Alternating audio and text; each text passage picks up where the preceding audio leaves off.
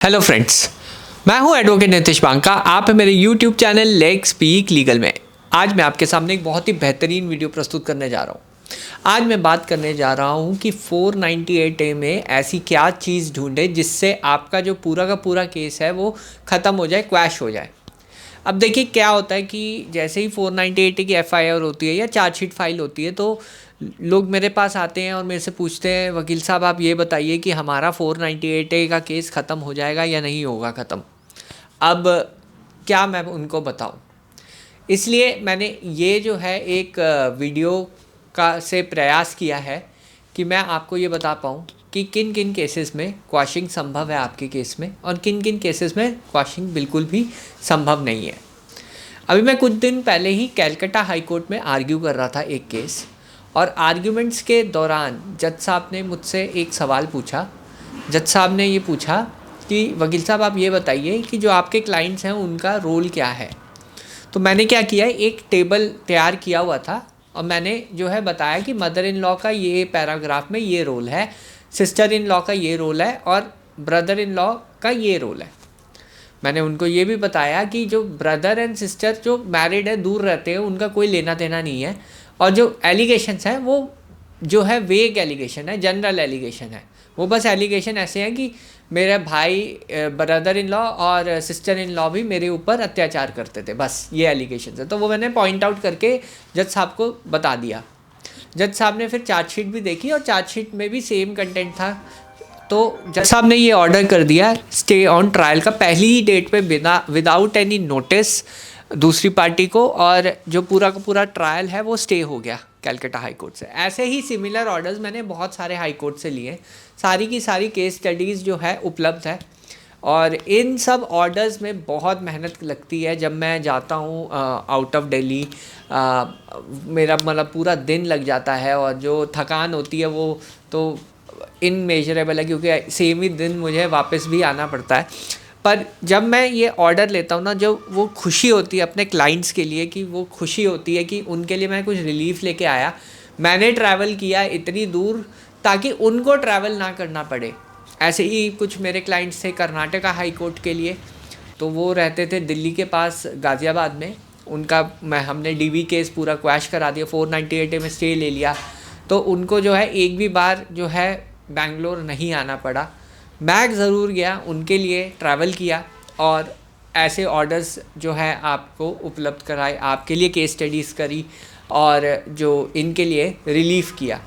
तो ये मुझे लगता है कि मेरा कुछ पर्पस है कि ये जब मैं रिलीफ़ आप लोगों को देता हूँ, ऑर्डर्स देता हूँ, सिर्फ मैं वीडियोस बना के आपको जो है खुश नहीं करना चाहता।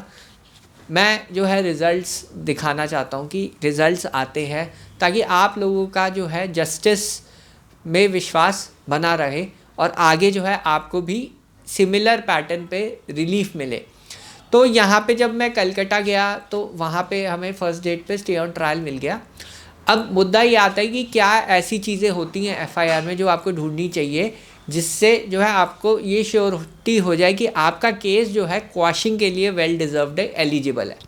अब इसके लिए आप जो है एक चीज़ कर सकते हैं, अपनी FIR को जब आप पढ़ेंगे, क्या उसमें जनरल या वेग एलिगेशंस हैं? क्या ये बोला है कि मेरे mother in law, sister in law मुझ पे अत्याचार करते थे? कोई स्पेसिफिक ये नहीं बताया कि किस टाइप का अत्याचार करते थे, कैसे मारते थे, कैसे पीटते थे, ऐसा कुछ, मतलब कब मारा, कब पीटा, ये सब चीज़ें कुछ नहीं मेंशन की हुई है। सिर्फ जनरल एलिगेशंस है कि ये लोग भी साथ देते थे। कई केसेस में ऐसा आता है, एलिगेशन है कि साथ देते थे हस्बैंड का क्रूअल्टी में, और या फिर मेरे को सपोर्ट नहीं करते थे। ये भी एक कुछ एलिगेशंस होते हैं जो जनरली 498A के केसेस में देखे जाते हैं। तो ये सब अगर एलिगेशंस आपके केस में आ रहे हैं तो ये वेग और जनरल नेचर के एलिगेशंस हैं। इस पे आप रिलेटिव्स की क्वैशिंग 100% जा सकते हो।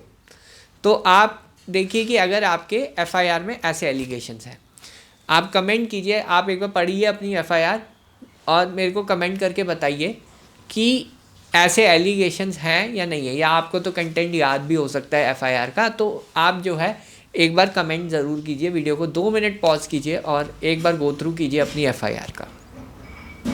जब आप ऐसा कर लेंगे तो अब मैं नेक्स्ट जो है एस्पेक्ट पे आ रहा हूँ नेक्स्ट एस्पेक्ट ये है कि हस्बैंड की क्वाशिंग के लिए कब जाए। देखिए जनरली हस्बैंड की क्वाशिंग के लिए बिल्कुल भी मत जाए, रिलेटिव्स के साथ तो बिल्कुल भी मत जाइए, क्योंकि एटलीस्ट जो है मेरा जो एक्सपीरियंस है मैं ये बता रहा हूँ कि अगर आप हस्बैंड और रिलेटिव्स की साथ में क्वाशिंग फाइल कर देते हैं ना, तब क्या गड़बड़ हो जाती है कि जब honourable high court stay order देता है ना, तो हस्बैंड को स्टे ऑर्डर नहीं मिलता जनरली। हस्बैंड को अगर नहीं मिला तो बाकी रिलेटिव्स को भी जनरली ये लोग स्टे ऑर्डर नहीं देते हैं। तो ये चीज़ का ध्यान रखिए कि आपको स्टे ऑन ट्रायल चाहिए या stay on filing of chargesheet या कोई भी अगर आपको चाहिए, तो हस्बैंड की क्वाशिंग तो बिल्कुल भी मत डालिए रिलेटिव्स के साथ। ये मेरा एक्सपीरियंस रहा है और बहुत ही जो है ये बहुत ही वैलिड एक्सपीरियंस है मेरा। और मैं आपको एक और एक्सपीरियंस शेयर करता हूँ जिसमें मैं हस्बैंड के साथ रिलेटिव्स के लिए क्वाशिंग के लिए गया था शुरू में। तो वहाँ पे जो है हमने जो है ये हुआ था कि हस्बैंड की जो क्वाशिंग है वो हटा के सिर्फ रिलेटिव्स के लिए हमने स्टे ऑन ट्रायल लिया और रिलेटिव्स को स्टे ऑन ट्रायल मिल गया। बाकी ऑनरेबल सुप्रीम कोर्ट में भी हमने कुछ ऐसा किया था, हस्बैंड को हटाया था और रिलेटिव्स की क्वाशिंग पूरी की पूरी करवा दी थी। तो ये सारे एक्सपीरियंस डिस्क्रिप्शन बॉक्स में हैं, मैंने शेयर किया हुआ है, सारे एक्सपीरियंस शेयर किया हुआ है। हस्बैंड की क्वाशिंग आपको तब जाना चाहिए जब कुछ अलग ही हो, जैसे कि डाइवोर्स हो गया, उसके बाद 498 डे चल रहा है, क्वाशिंग के लिए आप एग्री हो गए हो, म्यूचुअल कंसेंट क्वाशिंग हो चुकी है, आपकी डाइवोर्स केसेस चल गए हैं, ख़त्म हो गए हैं, उसके बाद आपने डाल दिया, 1 साल की मैरिज भी नहीं हुई है, कुछ महीने साथ रहे हैं, तब आप जा सकते हो। या फिर बहुत लंबी मैरिज है, 25 से ऊपर साल की मैरिज है और उसमें जो है 498 का केसेस डाले हुए हैं, तब आप हस्बैंड के लिए ट्राई कर सकते हो। फिर भी कोई गारंटी नहीं है, क्योंकि हस्बैंड के चांसेस बहुत कम है क्वाशिंग में जाने के लिए। तो हस्बैंड की जनरली एडवाइस मैं यही करता हूँ कि हस्बैंड की नहीं ट्राई करना चाहिए। जिनका हो सकता है उनका आप ट्राई कीजिए। एटलीस्ट रिलेटिव्स की अगर हैरेसमेंट रुक जाएगी, उनको एटलीस्ट कोर्ट तो जाना पड़ेगा, बेल के लिए जाना पड़ेगा, बाद में जो है आप एग्जाम्पशन दोगे और जज साहब दे ना दे एग्जाम्पशन, वो अलग चीज़ है। पर जो इम्पॉर्टेंट चीज़ ये है कि एटलीस्ट आप रिलेटिव्स के लिए जो है हैरेसमेंट बंद कर सकते हो। तो इससे क्या होगा, प्रेशर दूसरी साइड पे भी पड़ेगा कि अब तो रिलेटिव्स आउट हो गए तो प्रेशर ही ख़त्म हो गया। खासकर NRI क्लाइंट्स में कि हस्बैंड जो है बाहर रह रहा है और रिलेटिव्स को इम्प्लिकेट किया हुआ है, तब भी जो है अगर आप रिलेटिव्स की क्वेश्चन के लिए जाएंगे, आप यही बोल सकते हो कि बाहर गए थे, वहाँ डिस्प्यूट हुआ, रिलेटिव्स का कोई लेना देना नहीं है। ऐसे ही मेरा कर्नाटका हाई कोर्ट में ऐसा केस था, तो जहाँ पे पेरेंट्स को इम्प्लिकेट किया हुआ था, हस्बैंड जो है बाहर रह रहा था। तो ये सब चीज़ें अगर आपके केसेस में है, तब आप रिलेटिव्स की क्वेश्चन के लिए जा सकते हैं और आपको रिजल्ट्स मिलेंगे 101%। और ऐसी सिमिलर केस स्टडीज़ अगर आपको स्टडी करनी है और रिलेट करना है कि आपका केस बिलोंग करता है नहीं बिलोंग करता है, तो मेरा आर्टिकल ज़रूर पढ़िएगा डिस्क्रिप्शन बॉक्स में। मैंने सारी की सारी केस स्टडी जो है फ्री ऑफ कॉस्ट जो है आपको उपलब्ध करा रहा हूँ। उसके साथ जजमेंट्स भी हैं, ताकि आपको सारा का सारा प्रूफ रहे कि ये सही में जो है टेक्निक्स काम करती हैं।